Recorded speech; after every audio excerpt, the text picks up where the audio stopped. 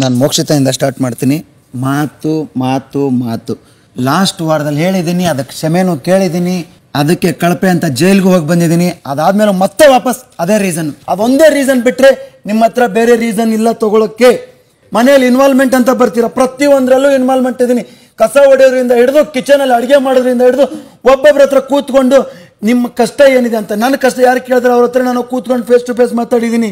ಚೈತ್ರ ಅವ್ರು ತುಂಬಾ ಚೆನ್ನಾಗಿ ತಗೋತಾರೆ. ಯಾವುದೋ ಒಂದು ವಿಷಯ ಅಲ್ಲಿ ಮುಗಿದ ತಕ್ಷಣನೇ ಅಲ್ಲಿ ಪ್ರಮಾಣ ಮಾಡಿದ್ರೆ ಇಲ್ಲಿ ಬಂದ ತಕ್ಷಣ ಒಂದು ಮಾತು ಹೇಳಿದ್ರು ಅಂತ ಹೇಳಿದ್ರು. ಆ ಮಾತು ಇವತ್ತಿಂದಲ್ಲ ಚೈತ್ರ, ಹಳೆ ಮಾತು ಕೇಳಿದೆನು.